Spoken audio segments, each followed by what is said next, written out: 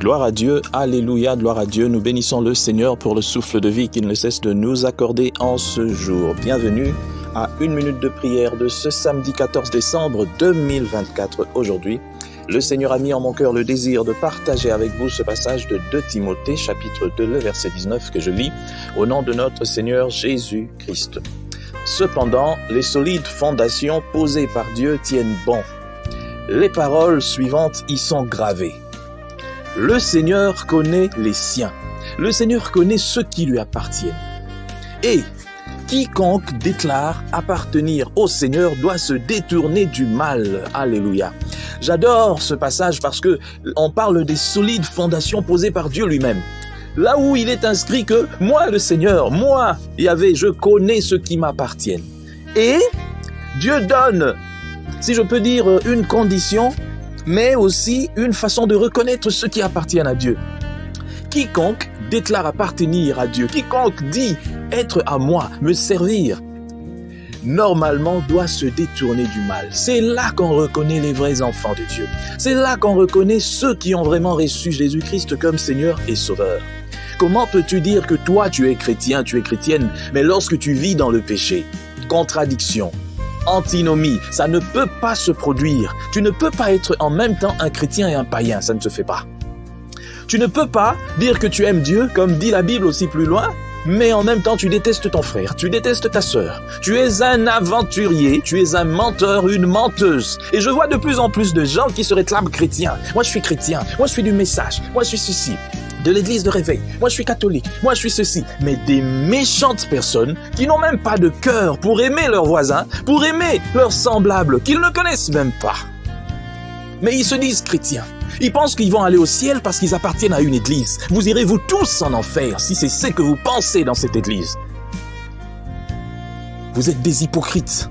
Dieu ne vous connaît pas. Parce que la Bible dit, quiconque dit appartenir à Dieu doit normalement se détourner du mal.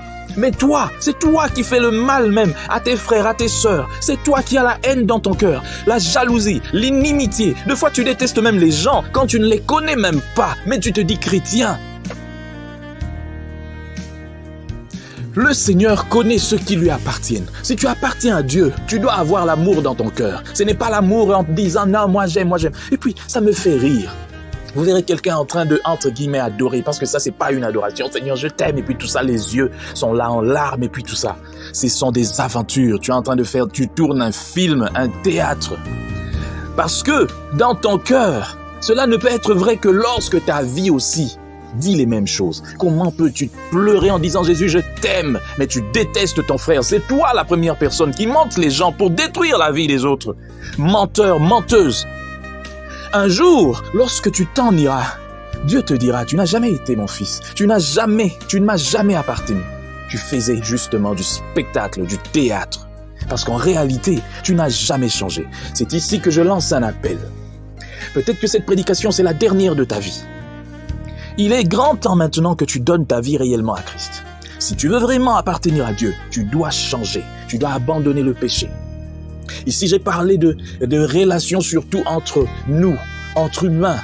Mais il y a aussi le péché que tu fais contre toi-même. Toi qui trompes ta femme en cachette, Dieu voit tout. Toi qui trompes ton mari, tu penses que c'est un idiot. Ah, lui là, il pense ceci. Tu fais entrer la mort dans ta propre maison si tu ne le sais pas. Tu es une femme idiote. Tu trompes ton mari et puis tu penses qu'il ne sait pas. Tu le prends pour un idiot, toi et ton amant. Vous allez mourir, vous deux. Toi qui fais les choses. Il y a une chose que nous les chrétiens nous oublions.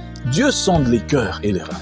Tu peux faire tout ce que tu fais, le cinéma, montrer aux gens que toi tu es une sainte personne, et puis tout ça. Un jour, ton cœur, la vérité de ton cœur te rattrapera.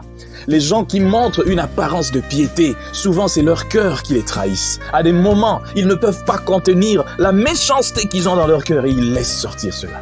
Soyons vrais, tel que dit la Bible. Soyons vrais. Soyons vrais. Que Dieu bénisse sa parole et qu'il aide tout cela qui ne sont pas encore ses enfants de faire le pas. Au nom de Jésus, qu'il donne cette force à tous ceux-là qui vont écouter cette parole, de changer, d'être transformés au nom de Jésus-Christ. Amen.